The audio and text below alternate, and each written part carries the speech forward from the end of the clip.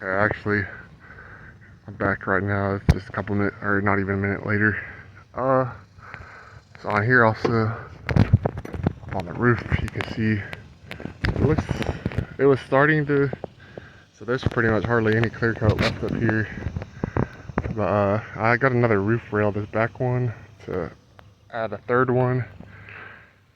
I try to get a hold of Pioneer. I mean, what are they called? Rhino Rack, about their platform rack, Pioneer platform, and then their backbone system, which they make for the second generation Armada. I've been trying to convince them to make it for the first generation, which they haven't seemed very excited about. I've tried multiple times to tell them, but it seems like a lot of the people who are wanting to spend on these cars have the second generation one. Okay, anyways, you can see here, so I put it all over all the metal surface. I didn't put it on the plastic. I didn't put it on the, so I have like these, the way I got this vehicle is, so there's chrome on the several areas that's been sprayed with black Plastidip rubberized paint, which comes in a can. You can get it for pretty cheap at like Walmart is where I found the best deal. So I haven't tried. I've been thinking about getting some to try to do some touch-ups, and then I thought about doing like the side steps and the roof rack. So right now those have gray and then some black on the side steps too, and those are plastic actually. And then they seem like they're pretty durable. I've looked at some other ones. I don't have the money for that, and then I've got other plans. And I want to get tow mirrors for it off the first generation Nissan Titan. And then I really want this Trail Effects bumper, like a ranch style bumper. I've been noticing, so I was looking at the little grill guards where it's like you keep your bumper, but it has attaches to where those tow hooks are, and then maybe up here somewhere, I don't know, in the middle, like above the bumper under the grill. I've seen a lot of them attached like that. I'm not sure, but anyways, I like the bumper a whole lot more. So it's like a full big metal bumper. It adds some weight, but I'm trying to hear back from them about either getting a sponsorship to get a free one, or either if they can just tell me how much it's going to affect the ride height in the front based off of their experience. But yeah. So I've got the Bilstein shocks to put on in the rear 4600 for the Armada, and then I have the front 5100s, which you can get a 2-inch lift out of up to. There's like, you either have it stock ride height or an inch raised or 2 inches. So I'll do the 2-inch. The only thing is I'm wondering if I get that bumper, if it's going to affect that. So I'm waiting to figure out what I need to do in case I need to go higher with it. There's some tricks you can do, which is taking me like, I've been doing so much research on these vehicles, and what's crazy is it turns out the newer Armadas are like almost exactly the same underneath. Like the suspension components are the same.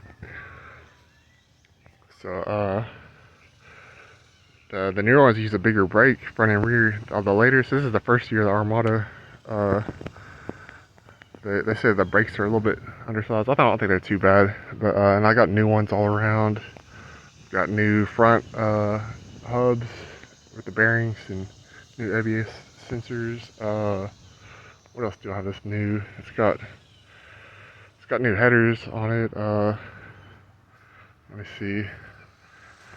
And the B pipes after the headers are new. So I got a cold air intake on the way from Airaid MXP. Airaid MXP cold air intake for a Nissan Titan, which, so these are real similar to Nissan Titan. They share a lot of the same parts. Like this whole front is basically just exactly what the Titan looks like on front, and as far as the parts, the rear suspension is different. The Titans use a leaf spring solid axle, like traditional truck axle. So this is an independent suspension in the front and the rear. So there's A-arms up high and on the bottom all around. And I got new Mevotech Supreme lower control arms for the front. And then upper control arms, I got some rough country ones. And I got really good prices on all of them. They're the rough country 2-inch to 3-inch lift. They're forged aluminum. They look like they're pretty nice. They have all that is going to have grease fittings. I got new Mevotech Supreme outer tie rods, but I'm trying to decide if I should get just new inner tie rods to go with it, or go ahead and get a whole steering rack. And I want to have every bushing changed out, or new bushings all around, including the body mounts eventually. But I got new rear differential bushings. All of them are new in the rear.